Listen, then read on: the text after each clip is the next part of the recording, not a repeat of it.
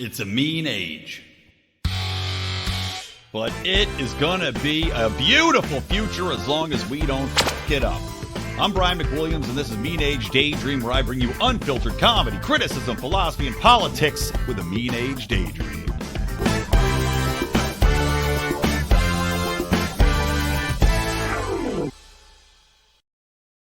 What's up, lemon fellows, chuckleheads, jelly bellies? How you doing? It's Brian with a little bonus mean age daydream action for you. It was a little bit too much to get to on the Wednesday show. So because I'm actually going to be going out of town for a few days, I'm not going to have a chance to do Meme Wars with John on Friday. I decided to do a little show here, recording Thursday. John's actually live streaming it to our Patreon Pride group with his show, so I don't want to usurp that audience. So I'm just casting this out into the world live on our Twitter feed, at Lions of Liberty, and on the Mean Age Daydream solo podcast feed YouTube, which just search Mean Age Daydream, it'll pop right up. But of course, you're also able to hear this on Friday on our main feed. So as I start the show off, want to remind you guys, check out the Patreon, where you can hear good morning fuckhead rants, our secrets, lives, and cover-ups. You can get the live streams. Like I said, John's live streaming right now a show that will not air until next week, so you can comment, watch, etc. And, of course, you get discounts on our Lions of Liberty merchandise. Like, for instance, the brand new pharma-centric shirts that we have. They're fantastic. I'm not going to lie to you. One came from something that John said, which is that basically television is just filler between pharma commercials, right? So there's a shirt for that. It's a pretty great shirt. And of course, we also have one perfect for Valentine's Day coming up, which is to say the new Big Pharma slogan, which of course is Big Pharma making myocarditis our ocarditis, since everybody's got it. Anyway, guys, welcome to Mean Age Daydream. I'm going to first, corrections and retractions. I had, it's funny. I as I was saying it, I was like, I just fucked that up. But I could not remember the goddamn president, quote unquote president of Brazil's name. It is Lula, not Maduro. I got my socialist swapped last episode and dropped Venezuela's socialist pretend democratically elected president on you. No, this is Lula, who is Brazil's pretend democratically elected president in the most safe and secure election of our lifetime, because they always are. So, quick correction there.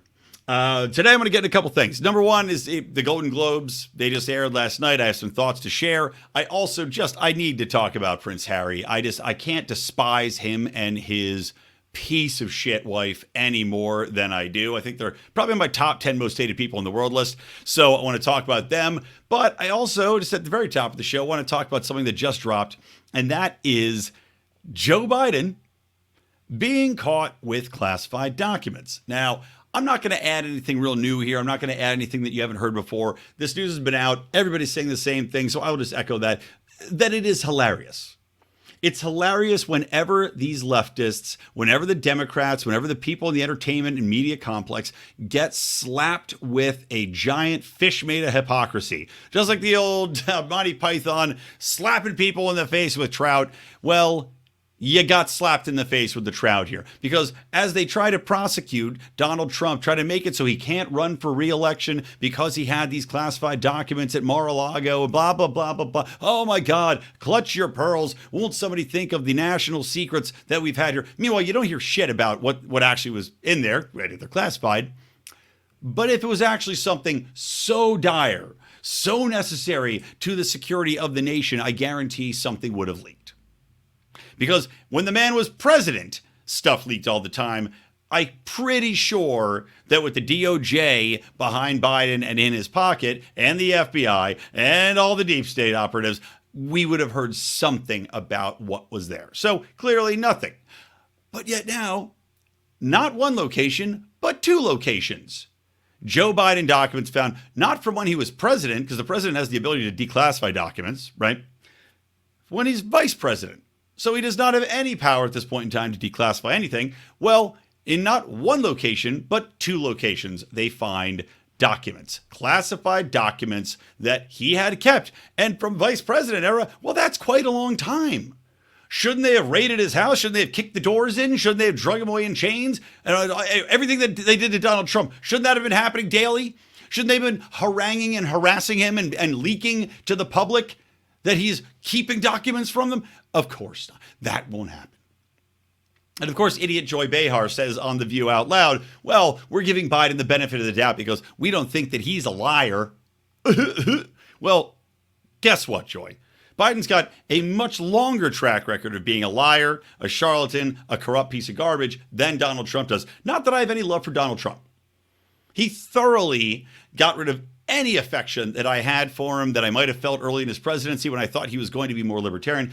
Granted, I still respect some of his restraint in certain situations, aka Syria, but still, these people, the hypocrisy is so laid bare that it's like if it was raining sweet cherry candy and you just went outside and opened your mouth and just, delicious. Delicious drops of cherry candy falling in your mouth.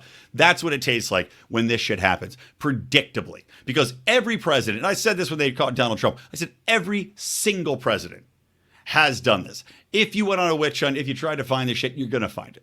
It's not even a question. You're going to find it. Just ridiculous. So anyway, rest that, get it out of the way. Basically now, you can't prosecute Trump for any of this stuff because de facto you would have to go after Joe Biden. There you go. So, Golden Globes, right? Let me bring up a clip. We'll just watch a couple minutes of this clip. And it was hosted by Gerard Carmichael, who of course is black and gay. He is the Karine Jean-Pierre of the Golden Globes. And the Golden Globes, if you're not familiar with it, had been canceled last year because there was allegations that they were a racist organization because they didn't have any black board members. And I think it really only had like maybe one, journalist that was black. You could make a salient argument and a salient point that, well, a lot of the places where these journalists come from don't necessarily have very large black populations. The United States has a large black population, and that's like 14%. So when you're talking about Italy and you're talking about, France and, I'm not sure how many other countries are represented. It's a small org, by the way. It was something like 85 or 100 journalists. It's not very large. But to say that they have to have all this representation of black people is kind of ridiculous. If they're bringing Africa into the fold, sure. But I don't know how many movies are making it to Africa that are blockbusters necessarily. I don't know how big the African market is. And I just flat out don't know. Not making excuses. I just don't know. But I don't think it's a very large market. So thus, there's probably not a lot of film critics that are Africa-based. When I look on Rotten Tomatoes, I don't think I can think of one article that was ever, one reviewer that I've ever seen based in Africa that was published anywhere. So take from that what you will. But let me go and share this opening monologue from Gerard Carmichael, where he addresses the issue. Again, the issue of him being black on stage at the Golden Globes, which notably, by the way, the Golden Globes have long had a reputation of simply being bought and paid for by the studios. It has been open secret that they would give out these unbelievably luxurious gift bags to members of the Hollywood foreign press and essentially buy the Golden Globes for the film, because it was basically the next step would be Oscars. They want to lay as much hay before that ceremony, get as many people convinced that this film needs to win, right, for the marketing of all the Oscar hoopla. So they would pay these people off to have the Golden Globe Awards. So anyway, here is Gerard Carmichael. Let me mute my mic and share this, and we can hear a little bit about what he has to say. Welcome to the 80th annual Golden Globe Awards.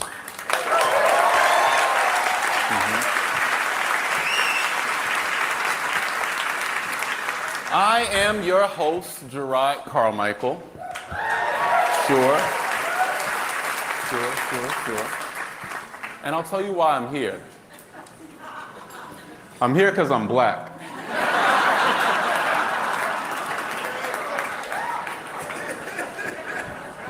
I'll catch everyone in the room up if you settle down a little bit. I'll tell you what's been going on. This show, the Golden Globe Awards, did not air last year because the Hollywood Foreign Press Association, which I won't say they were a racist organization, but They didn't have a single black member until George Floyd died. So do with that information what you will. I'll tell you how I got here. Why am I here on the stage with you guys tonight? Well, I was at home.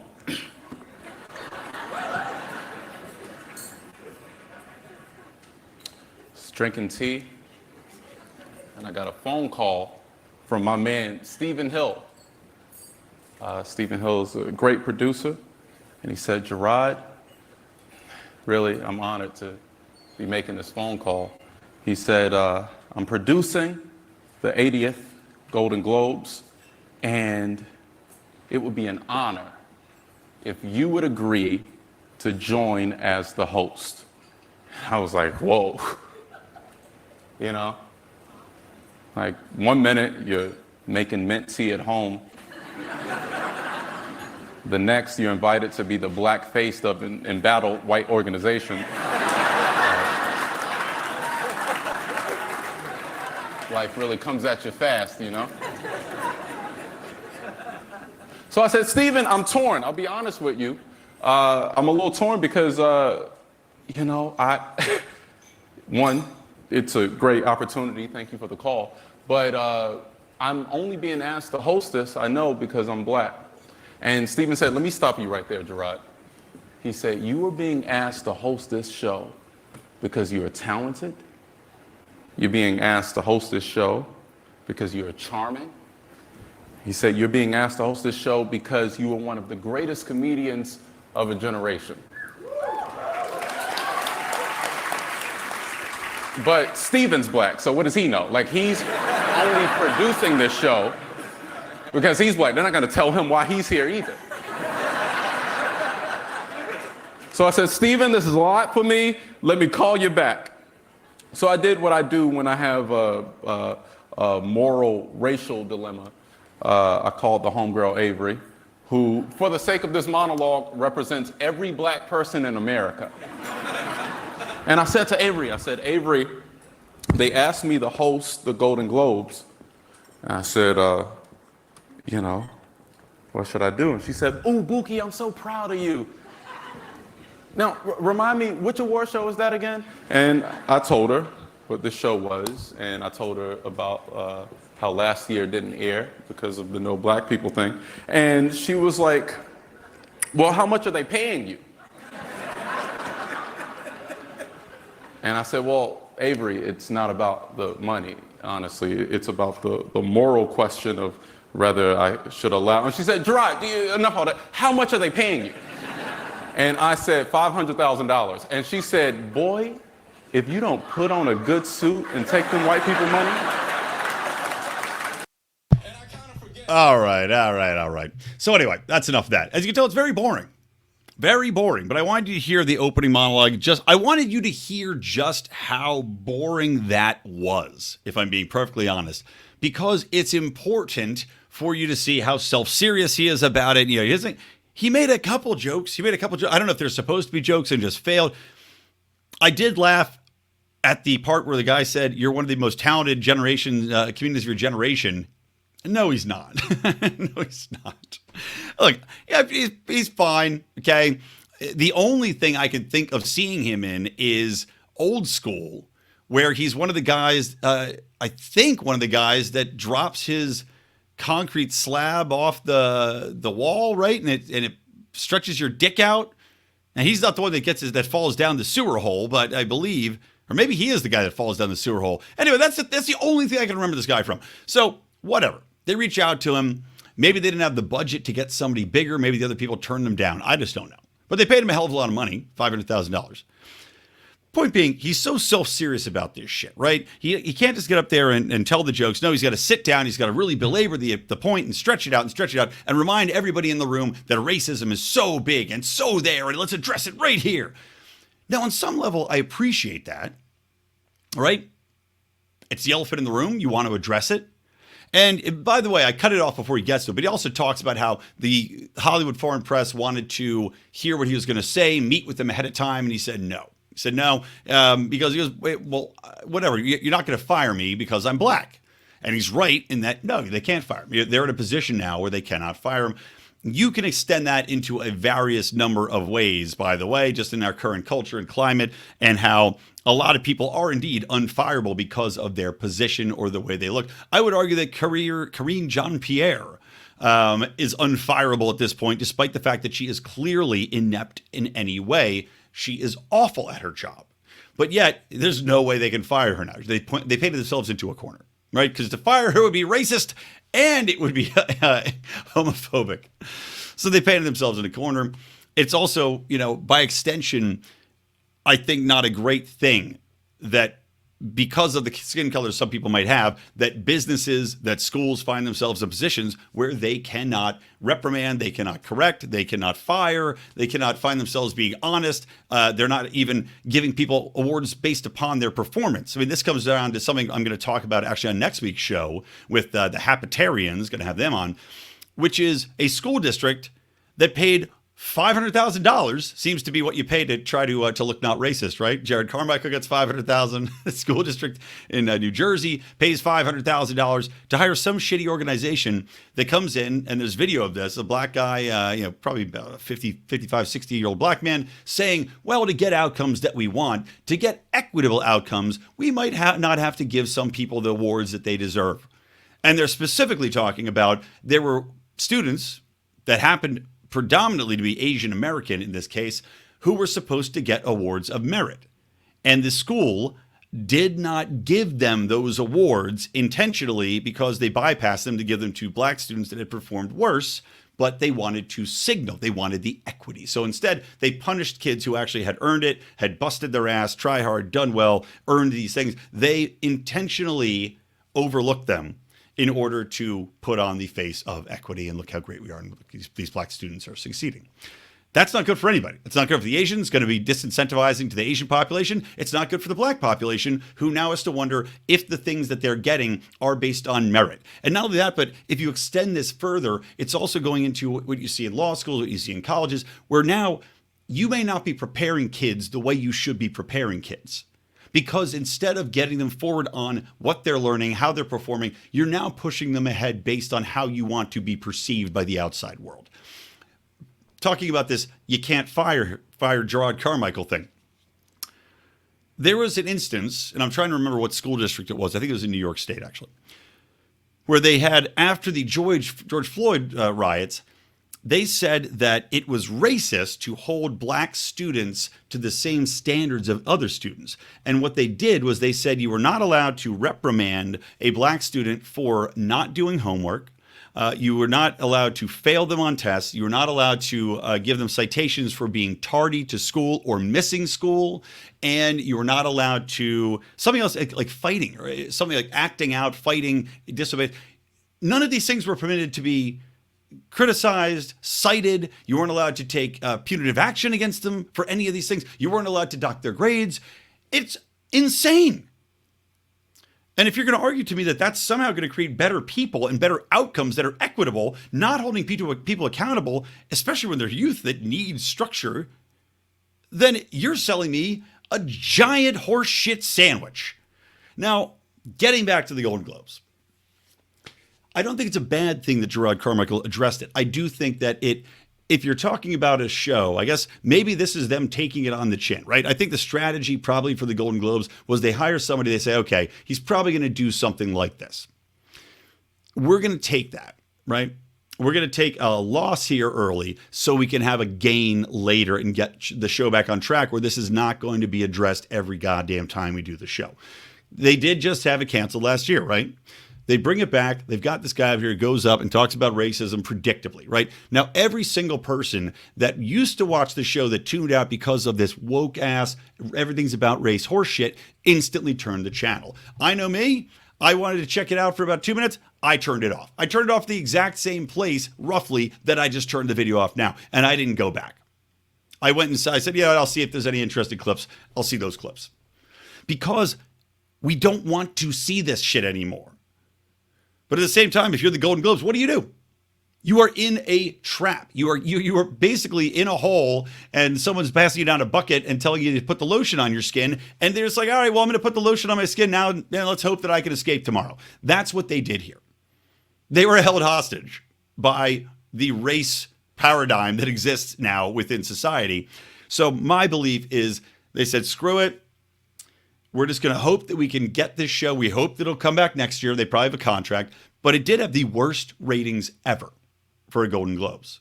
And people will say, leftist publications will say, well, it wasn't the worst. It was, because the only other time that it had worst viewership was during the writer's strike, when there just wasn't much going on. There wasn't much content. It was a different situation entirely. This is the worst show they've ever had as far as ratings. It had, compared to the last real broadcast, 1/3 of the audience. 1/3 of the audience. That's a hell of a drop. And again, why? Because people are sick of woke ass race baiting, sex baiting, everything's your fault, climate change is going to kill us all, horseshit shows. They're sick of being spoken down to, and they're not tuning in. So remains to be seen if the Hollywood Foreign Press is going to be able to make a comeback after this. Because the people that tuned in were probably bored to tears by everything that went on there. I mean, you're telling me you watched. I'm shocked if anybody even stayed around to watch the rest of the show after that boring ass monologue. Just so self-serious. Draw it out. Dude, at least get the fucking pace up, please. But shockingly, sorry, I still got my scratchy throat. But shockingly, that was not the worst part of the show.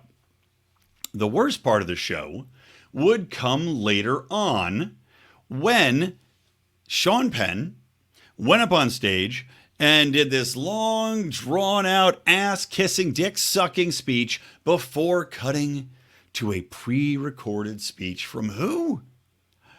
Volodymyr Zelensky. What a surprise. What an unoriginal, pandering, fucking war state, deep-throating surprise. Volodymyr Zelensky, who, of course, was on the Oscars. And I bet he's going to be on the Oscars again.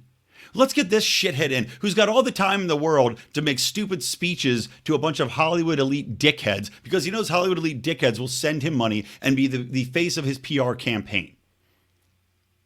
In the meantime, as we send them billions of dollars, as we send them tanks and planes, we're going to train them in new F-35s. We're sending them Patriot missile systems, maybe, if we want to start World War III. This piece of shit is on so many award shows now that, you know, should he host them?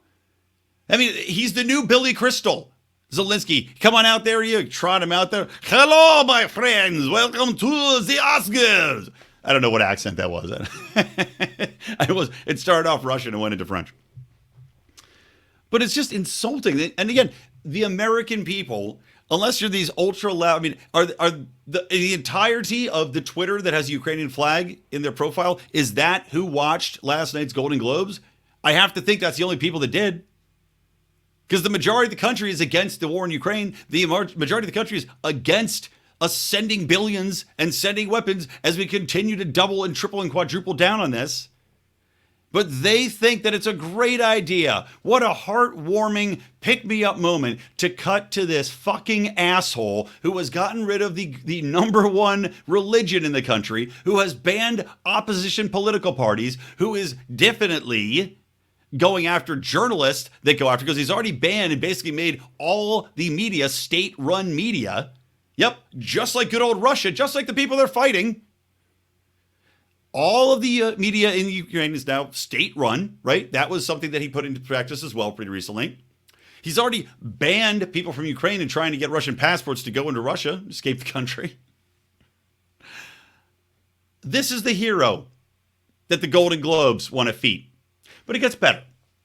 Moving on from the Golden Globes, it gets better. You know how it gets better? Because some dumb asshole named, I believe it's, let's see, I think it's Joe Wilson out of South Carolina. Well, he just put a bill forward on basically to create a bust of Zelensky. Not basically, that's what it is. To create a bust of Zelensky to be permanently displayed inside the Capitol. in the halls of Congress, a bust of Zelensky. Now, when else in history, other than George Floyd, who was notably not a good guy, when else in history have you heard of a bust being created within a year of somebody coming into our mainstream purview and for a country we have nothing to do with? In a war we're not supposed to be fighting and still say we're not fighting. We're going to put a fucking statue of this cocksucker in fucking Capitol Hall? I mean, what possesses somebody to think that stupidly? What thought process goes through someone's head where they go, you know what's a great idea? You know what? It's like when we were backing Saddam Hussein for a year. You know what's a great idea? It's like a Joe Biden idea. Let me tell you something, man. We need a bust of Saddam Hussein. Yeah, bro. Let's put that pony soldier out in Congress so everybody can see him. Like, it's so fucking ridiculous. I can't believe people waste time. You had to put it on paper. You had to put it on fucking paper. It's a madhouse. It's a goddamn madhouse. Getting all fired up here. All right, let's move on to some funnier things. So, Prince Harry, Bonnie Prince Harry. I hate him so much. I hate him. I hate Meghan Markle. She's a manipulative bitch. And I have no interest in the royal family, mind you. Zero. I'm angry at the fact that I have to hear about the royal family. I'm angry that I have to see this shit trend. I'm mad that Oprah and ABC and Good Morning America and whoever else, Anderson Cooper, are sitting down with Prince Harry and talking to him and talking to Meghan Markle and listening to her bullshit and her again, race baiting. Everything means anything. It means everything's racist in the world. I'm so sick of them. I'm sick of them. I'm sick of the entire concept. I'm sick of the royal family. But Prince Harry takes the cake. Because at least I could mostly ignore the royal family for the most part, except that this whining little bitch, Prince Pussy Pants, comes out with his memoir. And again, I talked about it last show. You know, I'm despair. Well, somebody take pity on me. I'm despair. Oh. Fuck off. Fuck off. If your brother died, you'd be king. So shut the fuck up. But him to write this memoir, this whining, whinging, backstabbing memoir about his family. This is a family which, of course, born into the absolute utmost privilege. They own more land than anything in England. That's where their power comes from. The royal family owns 70% of the land in England, by the way. Such privilege. This piece of shit, though, goes out of his way to try to destroy the entire British ruling legacy. His intent is to take them down. And, very publicly had a fallout, did all the interviews, did their stupid ass kissing Netflix special, which shouldn't even be watched. It's so curated, so bullshit. And then, on top of it, doesn't need the money. Dude's got so much money, should not have a dime, by the way. His family, again, lets him keep it. He renounces his throne, renounces his rights to be a member of the royal family. Guess what? Still got to keep that cash, still getting that money. His family didn't completely cut him out, ostracize him, right? Now I'm sure they will.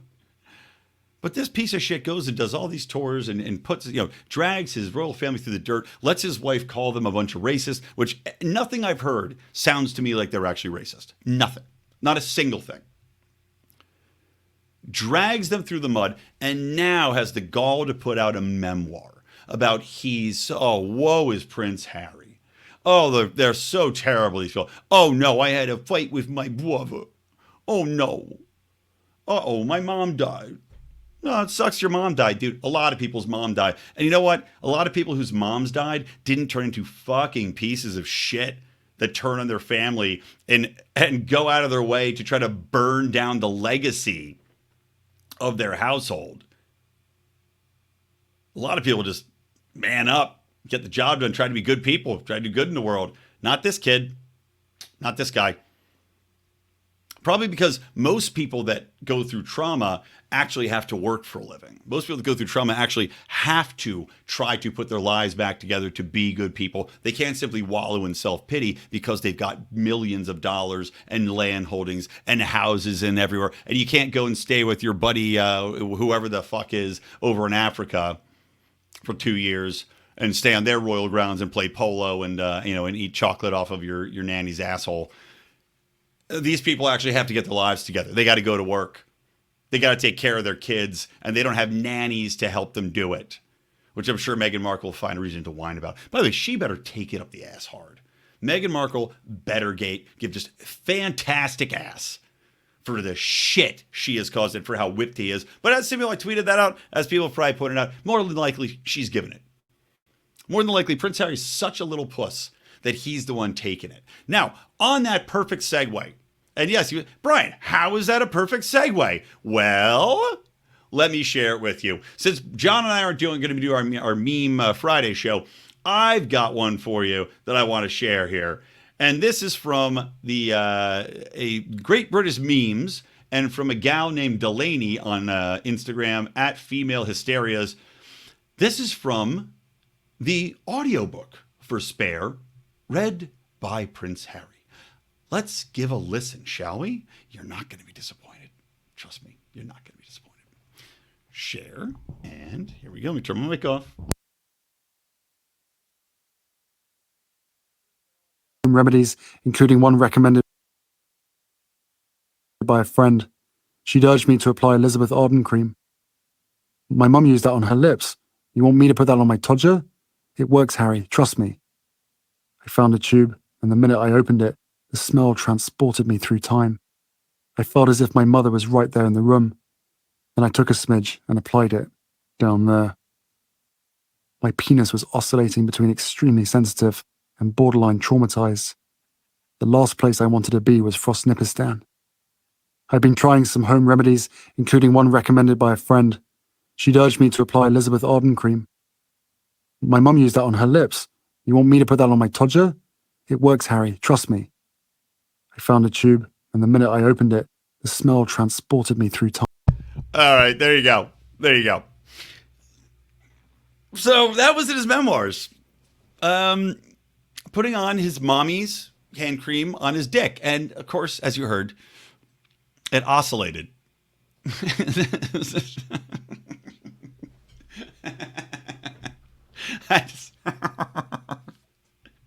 It was oscillating.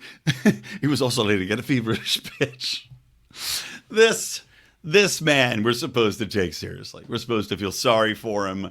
We're supposed to listen to all of the bullshit that his wife, who it's been pointed out numerous times now, used to call herself Caucasian in her own acting biography. But now, of course, because it is convenient and because race gets all the headlines, has now gone down the road of being a proud black woman who, of course, experiences racism every day. Guys, that's going to do it for our show. I hope you'll oscillate with me next Wednesday. Don't forget you can support us on Patreon, and please do. Patreon.com/Lions of Liberty. Get our daily shows, get our fantastic bonus content, our live streams, get to join the Lions of Liberty Forum. And, of course, that's the best way if you want to talk to us as well. You can join in there and just tag us and have some chats. Otherwise, enjoy your weekend.